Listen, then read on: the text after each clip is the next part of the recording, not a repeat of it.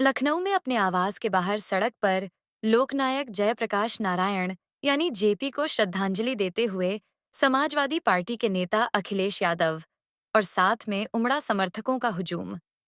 वैसे ये पहला मौका नहीं है जब किसी कार्यक्रम में कोई नेता अपने समर्थकों के साथ दिख रहा हो, परंतु इस तस्वीर में जो होता दिख रहा है वैसा पहले नहीं दिखा।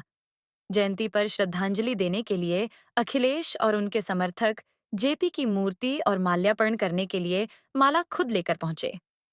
उन्होंने पहले सड़क पर मूर्ति को स्थापित किया, माला पहनाई, फिर फोटो भी उतरवाया। इसके बाद मीडिया से मुखातिब हुए और योगी सरकार पर जमकर बरसे। जननायक जयप्रकाश नारायण की जयंती पर पूरा देश उन्हें भावभीनी श्रद्धांजलि दे रहा है, परंतु उत्तर प्रदेश की राजधानी लखनऊ में महासंग्राम छिड़ा हुआ है।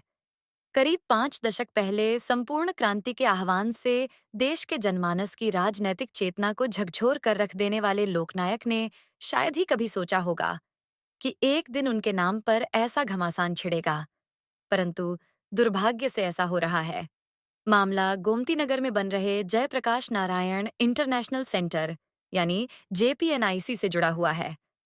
दरअसल अखिलेश यादव जेपीएनआईसी परिसर में पहुंचकर लोकनायक की प्रतिमा पर माल्यार्पण करना चाहते थे, लेकिन सरकार ने उन्हें इजाजत नहीं दी। जेपी जयंती से एक दिन पहले यानी गुरुवार की रात को जब अखिलेश यादव जेपीएनआईसी परिसर का मुआयना करने पहुंचे तो पाया कि परिसर को टीन की चादरों से सील कर दिया गया है। इसके बाद सुबह से ही सपा प्रमुख के घर के बाहर पुलिस का पहरा बिठा दिया गया और बैरिकेडिंग कर जेपीएनआईसी के आसपास के इलाके को बंद कर दिया गया। पहले तो अखिलेश यादव जेपीएनआईसी जाने के लिए अड़े रहे, परंतु बाद में जेपी की प्रतिमा लेकर निकले और अपने आवास के सामने ही माल्यार्पण किया। पिछले साल अखिलेश यादव ने जयप्रकाश नारायण इंटरनेशनल सेंटर परिसर में जाकर जेपी को श्रद्धांजलि दी थी।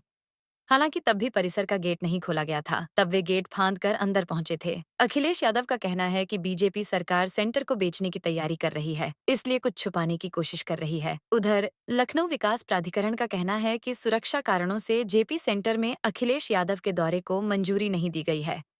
एलडीए ने कहा कि जेपीएनआईसी एक निर्माण स्थल है जहां बहुत सी सामग्रियां बेतरतीब ढंग से पड़ी हुई हैं।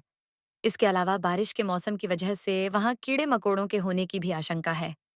अखिलेश यादव को जेड प्लस सिक्योरिटी मिली हुई है, इसलिए सुरक्षा कारणों से उनका वहां जाकर मूर्ति पर माल्यार्पण करना उचित नहीं है। दरअसल जेपीएनआईसी को लेकर इतना घमासान यूं ही नहीं मचा हुआ है।